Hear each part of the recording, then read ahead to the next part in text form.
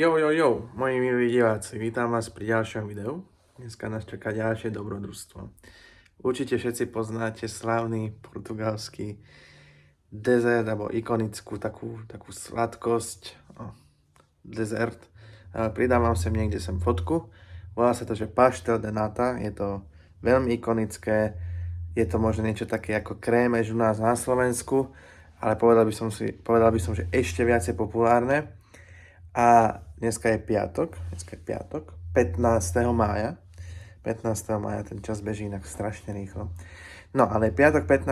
mája a ideme na taký ako keby open air, takže vonku, taký festival na túto tematiku.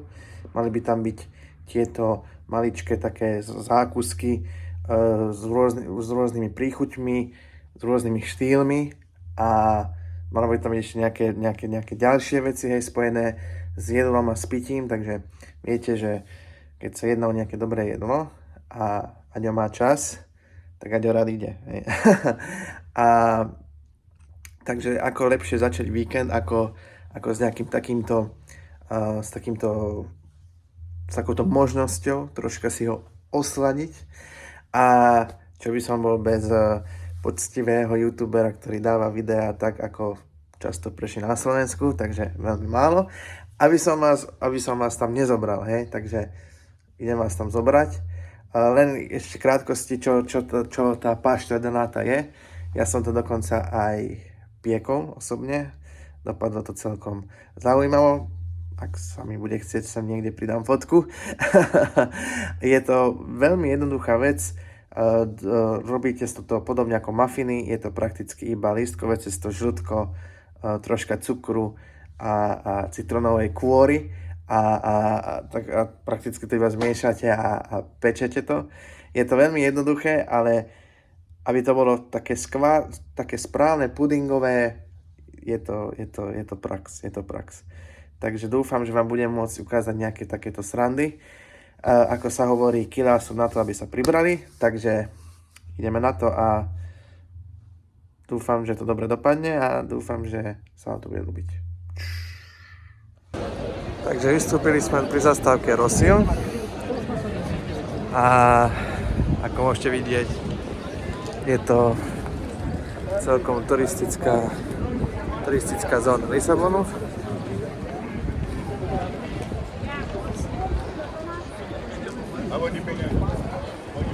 Takže ideme sa teda presunúť na ten event. Počasie je celkom fajn, ale fúka. Ale tak čo, ideme na to. Sme ja, Rafaelka, jej brat a 1 000 000 ďalších turistov. Adios.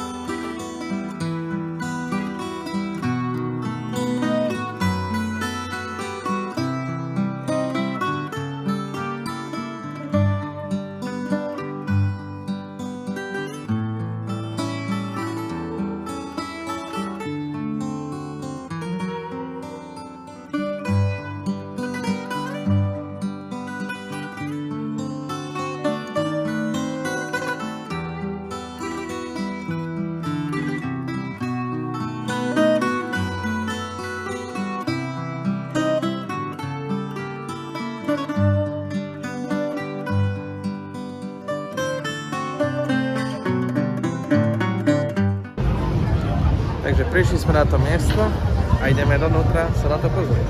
Aha, takže držte nám palce a som celkom aj hladný, niečo by som si jedol.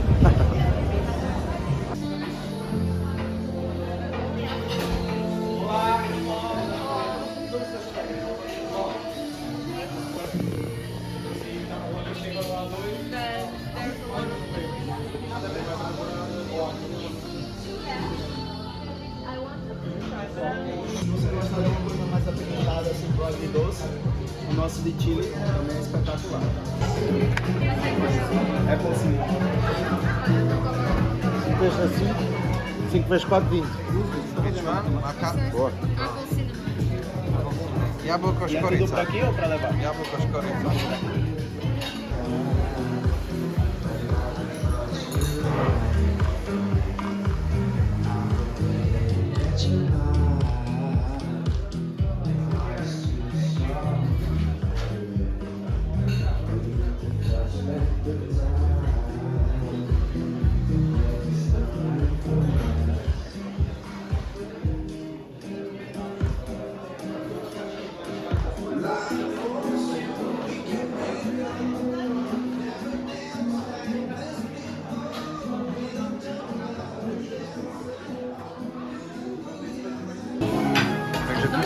Takže takto vyzerá na stôl. Toto je s biskvitom. Toto je Oreo cheesecake. Toto neviem čo je. Tu som si objednal karamelový milkshake. Rafina káva. Toto je štiplavé. This is spicy, right? Yeah. And this is what? Apple cinnamon. A toto je škoricovo-jablkové. Takže som sa hlboko mýlil tým, že myslel som si, že sú to nejaké trhy alebo akcia, a je to iba akcia jednej kaviárne. Keď si počujete hudbu v pozadí, majú tu DJ. Je to akcia jednej kaviárne, ktorá má tieto rôzne typy toho pastel de nata. Tak to ideme otestovať. Takže využijem vám svoj milkshake na to, aby som vyskúšal tieto pastel de nata. Which one should I try first? Spicy. Rafaelka rozhodla, že mám ochutnať štiplak. Do you want? Rafaelka nemá rada štiplavé, ale môžete si všimnúť, že toto je štiplavá paprika na to. A oni nám aj roztopili tú čokoládu, čo je dosť cool. Idem si dať prvý hryz.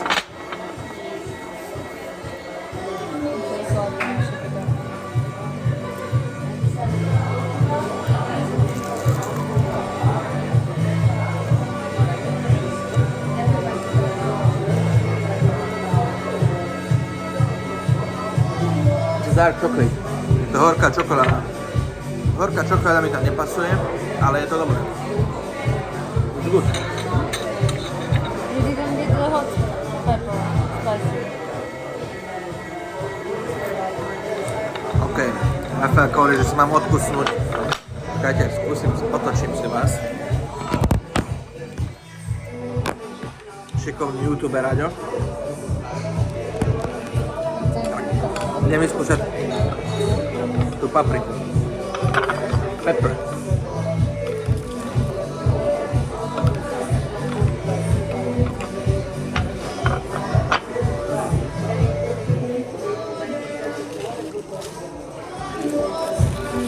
It's not spicy. No. Nie je to štiplavé. 0 z 10. Nie pikantnie. 0 out of 10. No spicy. Pastel de nata number 2. Which one? This one? That, now I try.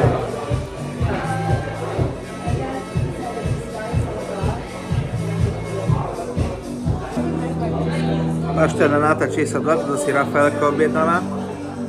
Vyzerá to ako Oreo. Rafaelka hovorí, že to chutí ako cheesecake. Ochutnám ja.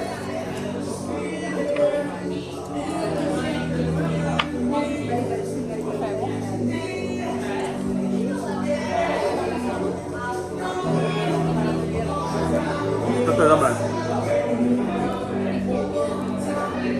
Toto je 10 z 10. 10 out of 10.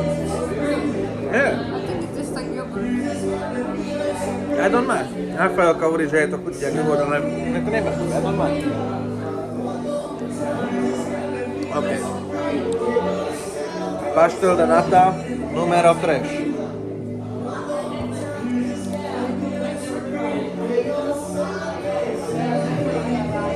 Netuším, čo to je. Do you know what is it? Hibiscus. What's hibiscus? What's hibiscus? I don't know how to explain. Rodrigo, do you know what's hibiscus? Do you know what is it?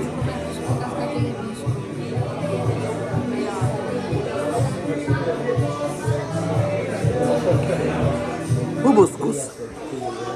Vyzerá to ako džem. It looks like a jam. Jam.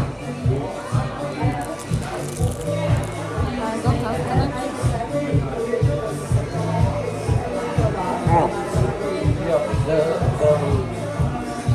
Spicy one is spicy. Toto je sladké. Other 5 sekúnd. Toto je sladké. Toto mi veľmi chutí. Chutí to jak džem. budget. Toto je dobré. Ochutnám ten krém. बहुत को ना Ok, pardon. Toto je jak mascarpone. Mascarpone a džem. Mascarpone a džem. Výborné. Dobre, toto je 10 z 10. Yeah. I was saying that it tastes like... Teda to je kvetinka. I was saying that it tastes like jam and mascarpone. Can I try? Yes. Now the last one. No? I try this one. Okay. Yeah, but now the last one. Now the last one, so we can talk and end the video. So last one is caramel. Biskov. Biskov, toto je to, čo vám dávajú ku káve.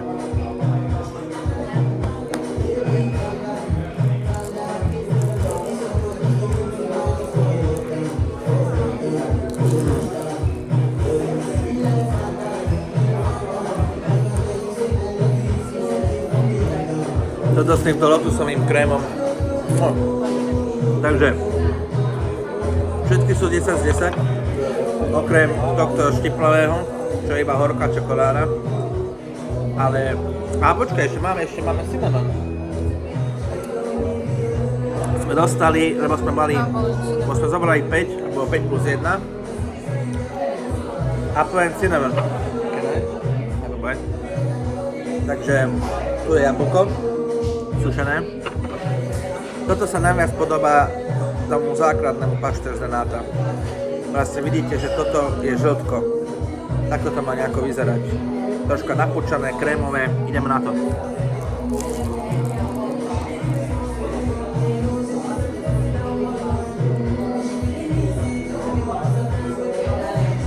OK, mierne škoricové, vôbec mi to neprekáža. Výborné. Dobre. Ideme konzumovať a keď dokonzumujeme, tak sa ešte ozveme. Takže, milí moji diváci, dnešné video je u konca. Predstava bola úplne iná. Hrá tu príjemná hudba. Ja som si odniesol cukrovku a vidíme sa teda pri ďalšom videu.